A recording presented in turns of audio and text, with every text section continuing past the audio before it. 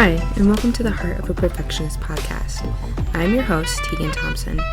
I'm a book lover, a chocoholic, and an INTJ living in a world filled with extroverts. I made this podcast to share my experiences and struggles as an introverted perfectionist, and to bring the inner workings of an introvert's mind to introverts and extroverts alike. So grab a cup of tea and get comfortable. It's time to unmute. Hello everyone, and welcome to another episode of the Heart of a Perfectionist podcast. I just want to congratulate everyone who has completed another year of school, especially during this pandemic, by taking online classes and probably doing more self-teaching than usual. So congratulations to everyone. I know it was a lot of work and you made it through. Enjoy this summer. Give yourself a little bit of a break, right? This week, we'll be talking about how introverts and extroverts can peacefully coexist at work, in families, with friends, in relationships, kind of just in the world in general. So I'm going to start by talking about something I'm going to call the divide. And the divide results from the creation of labels, and specifically labels that force people into one category or the other, with the false perception that those categories cannot overlap. There are many ways in which people are divided in society. Just to name a few, some of those things include gender, race, political beliefs, religious beliefs, age, and your IQ or your intelligence. Unfortunately, while people don't exactly fit into boxes, these labels often try to force people into very rigid and defined boxes. With introversion and extroversion, people go as far as deducing one's favorite activities, ways of having fun, and whether or not they would enjoy hanging out with someone simply based on whether they say, I'm an introvert, or they say, I'm an extrovert. So I'm gonna kind of be talking about how to peacefully coexist between introverts and extroverts. And one of the most important things to do is to make an effort to truly understand other individuals' personalities. And I want to make a note that this goes beyond knowing a stereotypical introvert's personality and a stereotypical extrovert's personality, because every single person is unique to themselves, because we have diversity. So everyone's personality will differ in large or small ways. So making sure that you understand how the people that you surround yourself with tick, and kind of the things that help them function, some of the things that might trigger them, just kind of understanding their personality specifically, because even if two people are introverts, it does not mean they have the same exact personalities. They can differ within their introversion, and they can differ in different areas that introvert and extrovert doesn't even apply to, really. I kind of recommend the Myers-Briggs test, just because I personally think it's really useful to help you understand yourself and to understand other people in your life, because the Myers-Briggs personality test goes beyond kind of just the introvert and extrovert personality types. It talks about 4 different areas of personality, and so there's like 16 different types of personalities, and obviously there's going to be more than that, but it gives a little more detail and more perspective that's really helpful. And again, people are going to differ within all those categories because you can't fit every single person into 16 different categories, but they are definitely helpful in providing more categories that kind of show the diversity and the different ways that people can differ. So yeah, and there's other different personality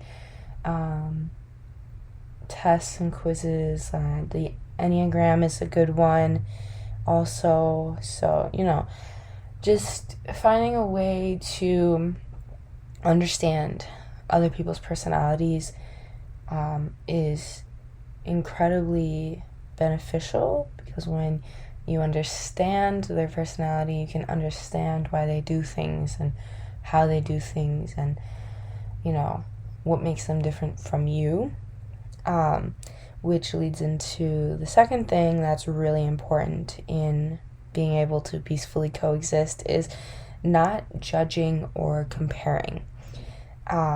It's really easy to get into the my way is better mentality, but you need to kind of remember that because people are diverse and people have different personalities, they will have different ways of approaching the same situations, and so they're going to do things different than you would, or say things different than you would. And that can be hard for people to understand, right? If you don't take the time to understand that person's individual personality. But when you take the time to understand their personality, you can understand why you are different. You can understand why they do what they do. And then you can understand that just because you do something one way does not make it right. That there can be 3 different ways to approach something. There can be 50 different ways to approach something. There can be 1,000,000 different ways to approach something. So just keeping in mind that there isn't always one way, and there's usually never just one way to do something, to solve something, or whatever.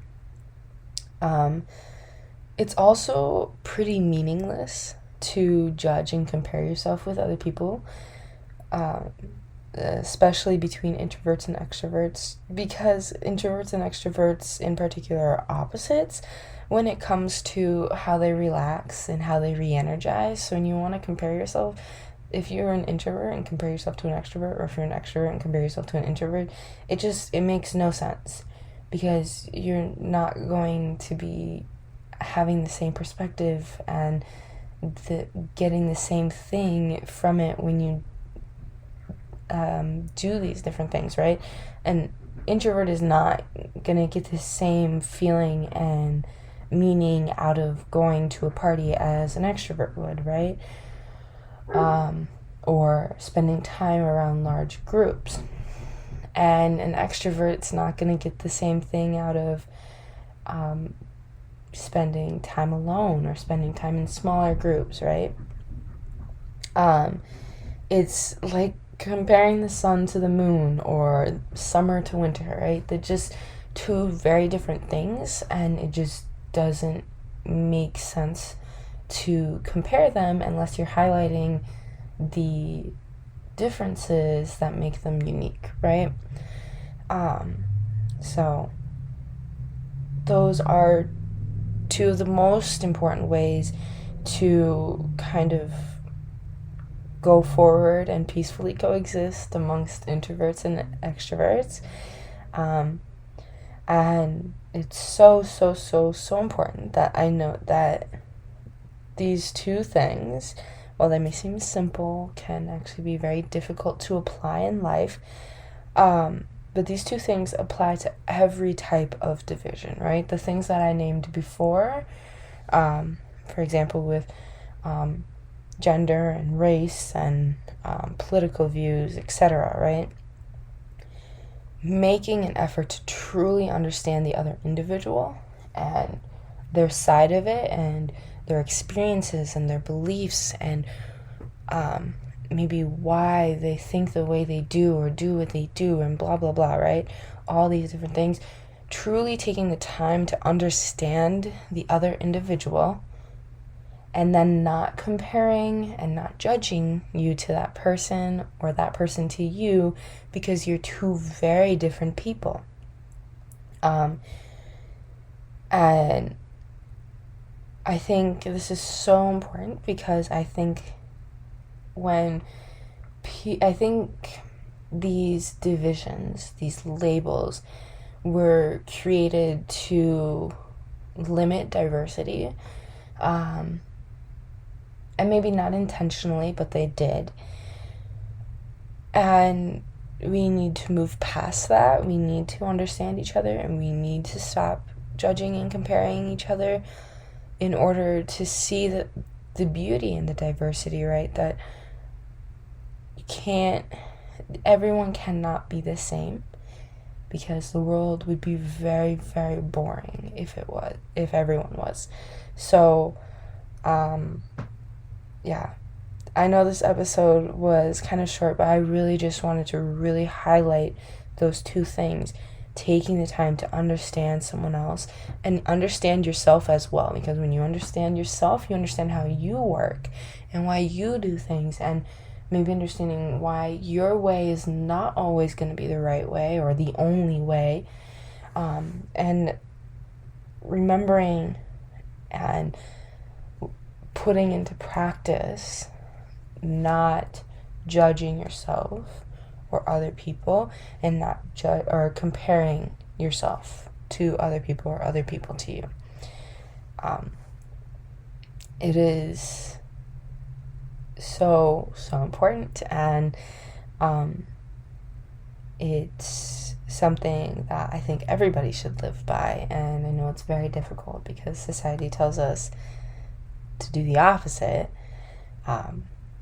but I'm going to challenge you to work on that and try not to do that.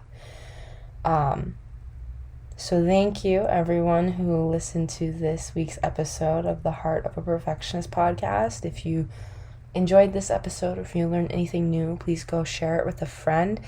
And as always, have a good weekend, and I look forward to seeing you guys again next week on the Heart of a Perfectionist podcast.